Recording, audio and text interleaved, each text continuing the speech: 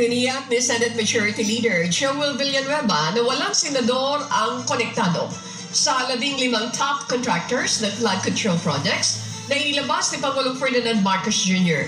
Batay naman anya sa mga pag-uusap sa Senado.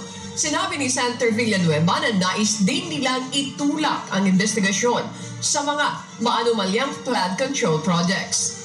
Binigyan din naman ng senador na mahalaga na maging impartial, mataas ang kredibilidad at walang sasantuhin sa investigasyon na gagawin kaugnay ng flood control projects. I can only speak for this house, not the other house, and as far as I'm concerned, as the majority leader of the Senate, I don't see any senators involved in any of these 15 construction firms. Hataw Balita ngayon!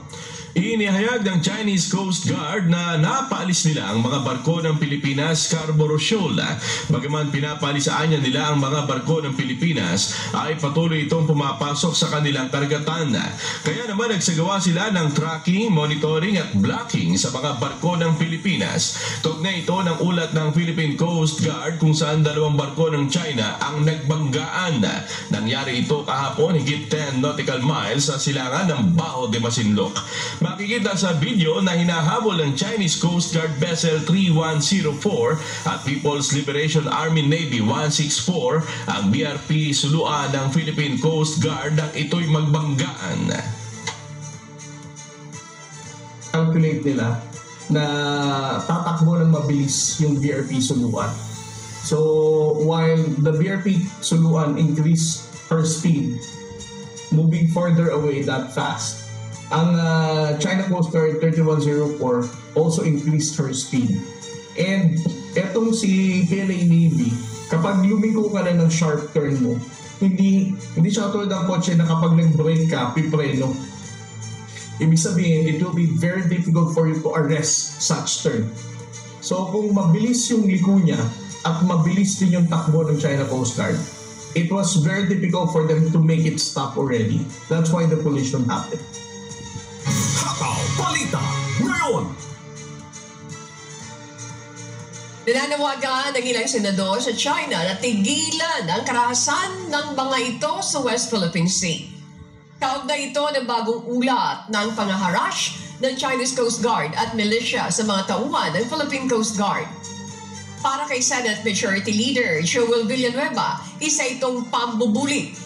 Nanindigan naman si Senate President Pro Tempore Jingo Estrada na hindi matatakot ang Pilipinas sa China at patuloy na didepensa ng soberenya ng bansa at ang mga mamamayan.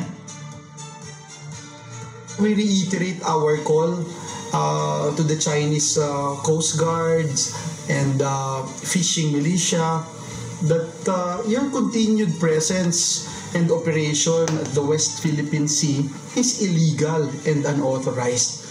The West Philippine Sea is ours, and please get out of Philippine waters.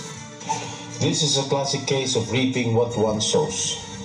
The Chinese Coast Guard must cease and desist from engaging in dangerous maneuvers against our Philippine Coast Guard and other maritime vessels.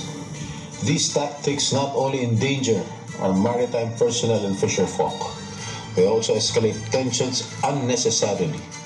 Nothing good will come of such actions. Walang may dudulot na mabuti yan, except the empty display of logistical superiority.